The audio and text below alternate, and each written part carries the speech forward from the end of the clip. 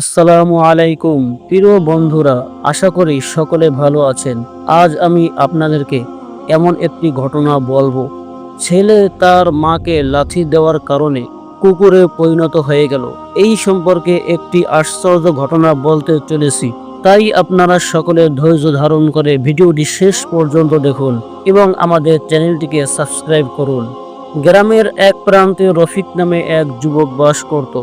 শারীরিকভাবে সে বলবান, অর্থে পয়সাতেও কম ছিল না, কিন্তু হৃদয়ে ছিল এক ধরনের কঠোরতা যা দিনে দিনে তার মাকে কষ্ট দিত।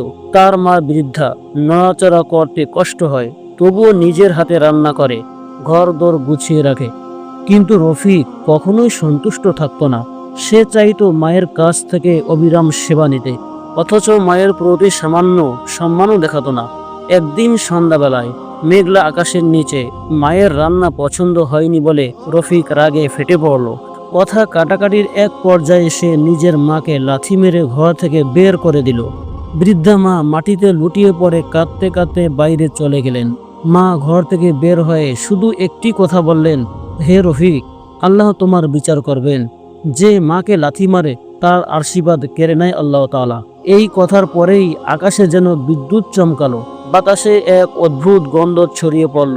রফিক প্রথমে বুঝতে পারছিল না, কিন্তু হঠাৎ শরীর কেঁপে উঠল, পায়ের হাড় মোচড়াতে শুরু করলো, হাতের আঙ্গুলগুলো সংকুচিত হয়ে নখে পরিণত হয়ে গেল, দাঁতগুলো ধারালো হয়ে উঠল, আর গলা থেকে বের হতে লাগলো অমানুষিক গর্জন।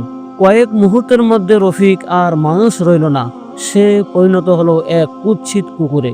রফিক কুকুর হয়ে আতঙ্কে চিৎকার করলো, কিন্তু তার মুখ থেকে কেবল ঘেউ ঘেউ শব্দই বের হতে লাগলো।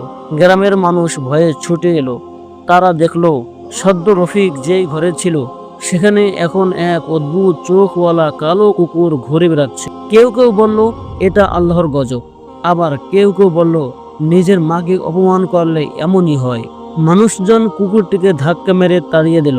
সে রাতভর রাস্তায় ঘুরলো, খাবারের খোঁজে কাঁদলো, কিন্তু কেউ তাকে সহানুভূতি দিল না। গ্রামের বাচ্চারা তাকে পাথর ছুঁড়ে মারত, আর সে অসহায়ভাবে পালাতো। রাত গভীর হলে কুকুর রফিক ফিরে এলো নিজের বাড়ির আঙ্গিনায়। সে দেখলো তার বৃদ্ধা মা দরজার পাশে বসে আছেন। ক্ষুধায় কষ্টে তিনি দুর্বল হয়ে গেছেন, কিন্তু তবুও চোখে ছিল মমতা। কুকুররূপী রফিক মায়ের পায়ে মাথা রাখলো, চোখ দিয়ে পানি পড়তে লাগলো, যেন সে ক্ষমা চাইছে। মা তাকিয়ে বললেন, তুই কি আমার রফিক?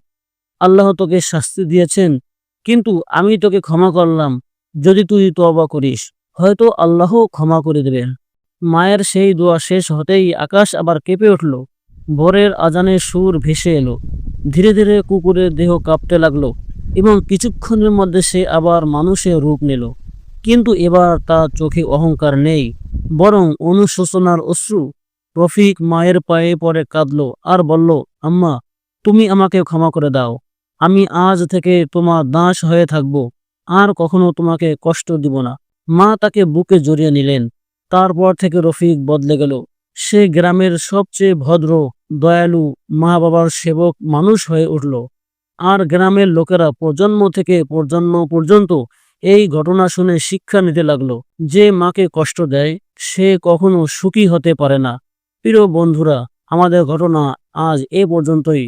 যদি আপনাদের ভালো লাগে তাহলে একটি লাইক দিন এবং আমাদের চ্যানেলটিকে সাবস্ক্রাইব করুন।